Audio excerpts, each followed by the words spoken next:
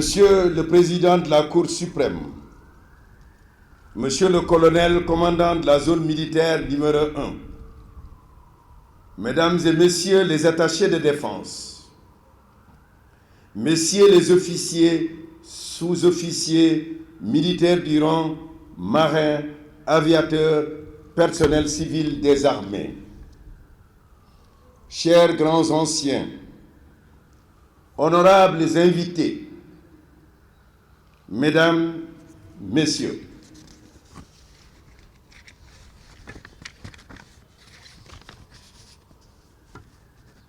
le 2 décembre 2016, sur cette allée noble du carré d'armes du quartier Dial Diop, le général Cheikh Gueye était installé dans ses nouvelles fonctions de chef d'état-major général des armées. 3 années et 30 jours plus tard, nous nous y retrouvons pour rendre l'hommage mérité de la nation à ce grand chef militaire à l'occasion de ses adieux aux armes. Mon général, c'est investi de la confiance de son Excellence, M. Macky Sall, président de la République et chef suprême des armées, que vous avez pris en main la destinée des armées. En effet, j'ai pu, en ma qualité de ministre des Forces armées, mesurer rapidement votre hauteur de vue, votre jugement sûr et votre calme en toutes circonstances, surtout lorsqu'il s'est agi des grandes questions de défense et de sécurité intéressant notre pays. Cette sérénité à toute épreuve, vous la devez assurément à la richesse et à la diversité de votre parcours atypique d'officier, d'infanterie, d'officier, d'état-major, de commandant opérationnel des zones militaires numéro 5 et 6, chose exceptionnelle pour un officier, de chef d'état-major de l'armée de terre et de chef de l'état-major particulier de son Excellence, Monsieur le Président de la République, Macky Sall. Vos expériences, notamment au feu, vous ont à la fois permis de vous forger une connaissance profonde des hommes et des arcanes de l'institution militaire. C'est ainsi que vous avez toujours été pour les plus hautes autorités de l'État, d'un conseil sûr et d'un sang-froid qui force l'admiration de tous ceux qui vous ont côtoyé dans les moments de tension et de crise. Je ferai notamment référence à la manière dont vous avez fait conduire l'opération Restaurer la démocratie en République sœur de Gambie, sous l'égide de la CEDEAO, et qui a mis en exergue, encore une fois, vos éminentes qualités de chef de guerre. Mon général, vous avez consacré toute votre énergie à consolider les acquis et à préparer l'avenir, afin que, face aux nouvelles menaces, les armées soient en permanence en mesure de remplir leur mission de défense et de sécurisation du territoire national et des populations, tout en participant au rayonnement de notre pays dans le monde. Votre commandement a permis de matérialiser vos ambitions pour notre institution, articulées autour du triptyque opération, logistique et ressources humaines. S'agissant de la préparation opérationnelle, tout en garantissant l'intégrité du territoire national et en renforçant la posture permanente de sûreté face à des menaces protéiformes et des plus imprévisibles, les armées ont, au cours des 3 dernières années, acquis un niveau d'entraînement jamais égalé qui a culminé en fin 2018 avec la manœuvre nationale ayant permis d'éprouver l'aptitude opérationnelle des armées ainsi que notre concept de soutien logistique. Autrement dit, le cycle, entraînement, engagement en opération intérieure OPIN et en opération extérieure OPEX et préparation opérationnelle et ou remise en condition est bien maîtrisée et soutenue. En atteste très évidemment la vitalité et le dynamisme des différents centres d'entraînement des armées. Mon général, dès votre prise de commandement, vous avez placé l'homme au cœur de vos préoccupations majeures, telles que rappelées dans vos orientations prioritaires, en vous investissant personnellement à l'amélioration des aptitudes opérationnelles et des conditions matérielles d'existence des personnels. En effet, sous votre commandement, la gestion des ressources humaines a connu des avancées fulgurantes en termes de modernisation de sa politique. Dans ce cadre, la réforme du système de recrutement du contingent a été une innovation salutaire qui a fini de rendre l'exercice plus fluide, moins contraignant et moins pénible, aussi bien pour les volontaires que pour les recruteurs. Dans le même ordre d'idées, outre l'acquisition d'un système d'information et de gestion des ressources humaines, l'étude que vous avez faite, menée sur les nouvelles compétences et le parcours professionnel, permet de finaliser le référentiel des emplois et des compétences indispensables à une gestion prévisionnelle et futuriste des ressources humaines des armées. Vos orientations éclairées et perspicaces ont également permis de mettre résolument les armées sur la voie de la seconde phase du format Horizon 2025. Vous avez ainsi su trouver le meilleur compromis entre la nécessité d'augmenter les effectifs et l'impérieuse exigence de sauvegarde de la qualité du recrutement des personnels. De plus, tout en impulsant une modernisation contenue des plateaux pédagogiques de nos écoles, ainsi que l'augmentation de leur capacité d'accueil, les lourds investissements dans les centres et écoles de formation s'inscrivent dans votre conviction de leader que seuls des hommes bien formés, bien instruits et entraînés peuvent constituer des remparts efficaces pour la cité. J'ai eu d'ailleurs à plusieurs occasions à vous témoigner ma satisfaction dans ce domaine. Assurément, mon général, l'intérêt tout particulier que vous avez porté à la réforme enclenchée de l'enseignement militaire supérieur, notamment au projet ambitieux de création d'une école d'état-major, trahit votre passion quasi obsessionnelle pour l'instruction et la formation de nos cadres. C'est dans cet esprit, d'ailleurs, que s'inscrivent l'évolution infrastructurelle de nos écoles, ainsi que les perspectives reluisantes de création très prochaine de l'école de la Marine nationale et de celle de l'administration et des métiers techniques de l'intendance. Enfin, cette même détermination à trouver des solutions toujours novatrices vous a permis d'initier cette année la formation d'intendants militaires à l'École nationale d'administration ENA et d'autoriser la formation de spécialités pointues dans des institutions nationales et internationales privées. Autrement dit, mon général, vous avez très tôt compris, à la suite du célèbre architecte militaire Sébastien Lepres de Vauban, que je cite, la sueur à l'entraînement et à la formation épargne le sang au combat. Fin de citation.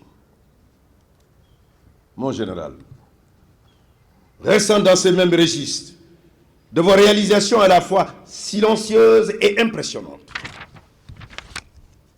Au cours de votre temps de commandement et grâce à votre vision prospective, vous avez pu faire du 12e bataillon d'instruction un pôle d'instruction de référence avec l'érection de 4 bâtiments modernes pouvant abriter 1200 recrues.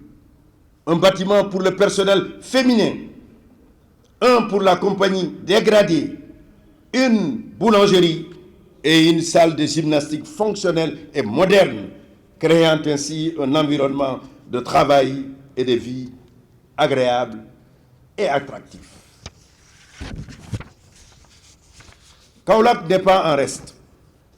Avec la création d'infrastructures innovantes, telles que le poste de commandement du 3e bataillon, un célibatarium officier comprenant 16 studios à Nemandi, un poste de commandement pour le 23e bataillon et des bâtiments pour abriter les nouvelles unités.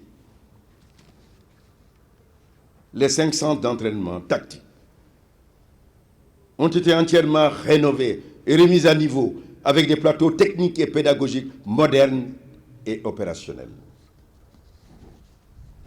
Il en est de même à Kédougou, ainsi qu'à Thiès, où une récente visite à l'École nationale des officiers d'active m'a permis de constater les réalisations majestueuses et audacieuses, fruits de votre engagement personnel. Aussi, sous votre impulsion, l'état-major général des armées a changé de visage. À la faveur de l'amélioration sensible de l'environnement de travail et de la création de nouvelles infrastructures et des équipements modernes. Vous venez également de faire réaliser à l'hôpital militaire de Ouakam un espace funèbre des armées décent et spacieux. La liste est loin d'être exhaustive. Décidément, mon général, grâce à votre génie créateur et perfectionniste, ainsi qu'à votre passion pour les nouvelles réalisations, vous méritez largement votre surnom affectueux de bâtisseur.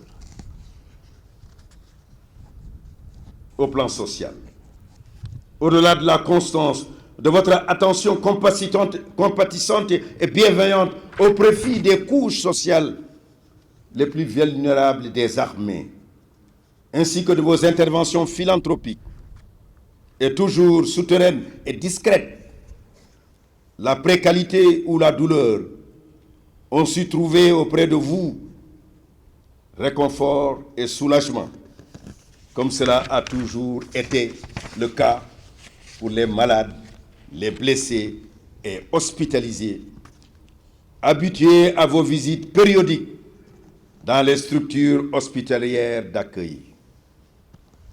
À ce titre,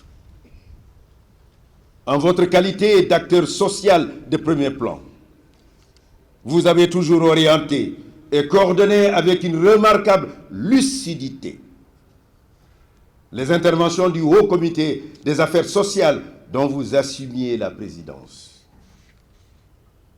Dans le même ordre d'idée, perçu comme un enjeu éthique, fonctionnel et identitaire des armées, les activités de cohésion, de solidarité et de fraternisation, tout comme celles de revivification des traditions à travers les fêtes patronales des bataillons et les baptêmes d'emprise militaire, ont été les principaux ressorts du raffermissement de l'esprit de corps et du lien intergénérationnel des armées. Sous ce rapport, le succès éclatant du Galet des œuvres sociales que vous venez de faire organiser, de main de maître, ainsi que la journée des anciens, que vous avez désormais instituée, ont en définitive révélé la clairvoyance et la perspicacité de votre envergure de grand chef militaire. Mon général, la réforme de l'organisation des armées a également été marquée par le renforcement de la sanctuarisation du territoire national dans ses 3 dimensions opérationnelles.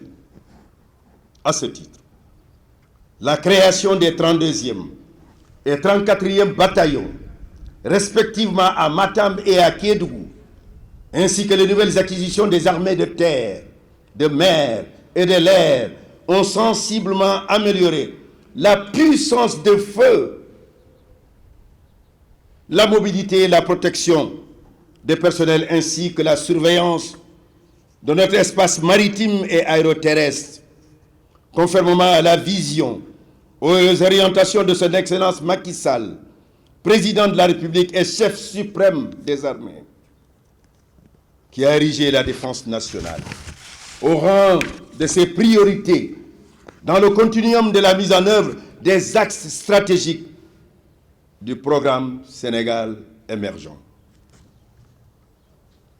Je voudrais également souligner l'importance particulière que vous accordez à notre contribution aux opérations de maintien de paix, qui est une source de fierté pour notre pays. Les multiples sollicitations dont nous faisons l'objet sont révélatrices du niveau de professionnalisme, de compétences et d'équipement atteint sous votre magistère. En effet, la réarticulation continue de notre dispositif et la reconfiguration de nos contingents conformément à nos intérêts stratégiques et suite aux évaluations périodiques que vous conduisez avec rigueur et professionnalisme sur les théâtres et dans votre état-major sont symptomatiques de votre maîtrise des enjeux et défis qui interpellent les armées au quotidien. Mon général, ce bilan élogieux et non exhaustif, apporté à votre actif, vous le devez non seulement à votre esprit d'organisation, à votre saine gestion des ressources, salué ici par M. le Président de la République, Macky Sall, chef suprême des armées, lors de la journée des forces armées, mais aussi à votre leadership, votre charisme et surtout votre capacité à mobiliser les énergies et à susciter l'adhésion des personnels à votre vision de l'avenir. Ainsi, à l'heure du bilan, nous constatons avec fierté que vous avez honoré la patrie de la plus belle manière par un style de commandement participatif et persuasif qui a placé la vertu et le devoir au cœur de toutes vos actions, fidèles à l'enseignement de Saint-Exupéry que je cite. Le bonheur de l'homme n'est pas dans la liberté, mais dans l'acceptation d'un devoir. Et n'espère rien de l'homme s'il travaille pour sa propre vie et non pour son éternité. Fin de citation.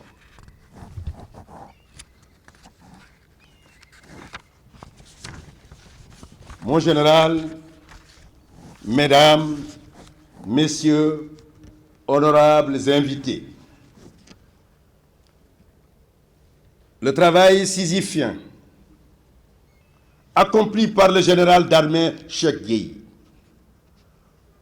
au prix d'énormes sacrifices, de réflexions et d'obstination passionnée pour la perfection de notre outil de défense, traduit tout naturellement son amour de la patrie, tel qu'enseigné par Monseigneur Ravel, évêque des armées françaises, pour qui, je cite, être patriote, ce n'est pas être disponible ni porter les armes, c'est avant tout de ne plus s'appartenir, ni même appartenir à sa famille. C'est appartenir à la nation, exister, agir pour elle, vivre et mourir pour elle. Fin de citation. Oui, le général Cheikh Gueye appartient tout simplement à la nation sénégalaise. En effet, l'homme a employé toute son énergie au rayonnement des armées par son courage moral et la justesse de ses conseils avisés et de ses actes de commandement. Il a porté en lui l'idéal d'une armée disciplinée, aguerrie et loyale, en maintenant un parfait équilibre reposant sur la disponibilité opérationnelle, la vision stratégique et la prise en compte des préoccupations psychosociales des personnels. Les rapports intelligents et cordiaux qu'il entretenait avec les autres forces de défense et de sécurité dans la même convivialité et le même engagement faisaient de lui un partenaire incontournable grâce à son commerce facile, sa vivacité impressionnante et son ouverture d'esprit. Ses collaborateurs les plus proches saluent en lui son style de commandement, fait de rigueur à la fois subtil et humanisé, et d'aisance dans le commandement grâce à son sens de l'écoute et son altruisme discret et délicat, certainement puisé dans ses origines du Njambur profond. En réalité, cette main de fer dans un gant de velours a certainement été façonnée par ces séjours prolongés en zone opérationnelle dans des conditions souvent difficiles qui forgent le caractère et la personnalité des grands chefs. Mon général, c'est sans doute pour toutes ces raisons que son Excellence Macky Sall, président de la République et chef suprême des armées, vous a élevé au grade de général d'armée. Un juste couronnement d'une carrière exemplaire que le jeune officier d'active intégrant l'Académie royale militaire de Meknès en 1980 ne pouvait sans doute imaginer. Mesdames et messieurs, honorables invités, tel est le parcours exceptionnel de ce grand soldat à l'esprit éminemment et éclectique, meneur d'hommes chevronné et généreux, dynamique et avenant, crédité d'un sens de l'humour inaltérable et d'une énergie contagieuse. Décidément, mon général, au risque de blesser votre sincère humilité, permettez-moi de vous classer dans la troupe de ces djambars héroïques qui ont laissé un beau nom à la postérité et dont les états de service forts, élogieux, leur ont valu multiples décorations et distinctions nationales et internationales. Oui, mon général, les empreintes que vous léguez aux générations futures resteront indélébiles, gravées dans leur conscience collective, telles les résonances héroïques et patriotiques qui étincellent, enflamment et enflent l'enthousiasme des soldats que vous aimez tant. Général d'armée Cheikh Gueye, nous voici donc arrivés à la croisée des chemins. Rejoignez avec fierté la deuxième section des officiers généraux en ayant la claire conscience d'avoir servi les armées et le peuple avec honneur et dignité, conformément avec votre vocation sacerdotale. Mais le sage avait raison. Disait Bénigne Bossuet, je cite, que nous ne pouvons rien de la gloire des âmes extraordinaires, parce que leurs seules actions peuvent les louer, car toute autre louange languit auprès des grands noms. Fin de citation. C'est pourquoi j'ai tenu au nom de son Excellence, M. Macky Sall, président de la République et chef suprême des armées, devant le drapeau et étendard des armées, témoin silencieux de plusieurs générations de chefs émérites, devant votre famille, au premier rang de laquelle votre chère épouse, vos enfants, amis et frères d'armes, à vous exprimer la reconnaissance de la nation tout entière. Vous quittez certes les armées aujourd'hui, mais je suis convaincu que le service de l'État vous attend encore et que vous saurez y mettre la foi, le dévouement, les vertus de soldats qui ont guidé votre engagement au service de notre pays pendant 40 ans de bons et loyaux services. Mon général, au nom des armées, Et en mon nom personnel, je vous salue et vous dis à bientôt. Je vous remercie de votre aimable attention. On nous tue, on ne nous déshonore pas.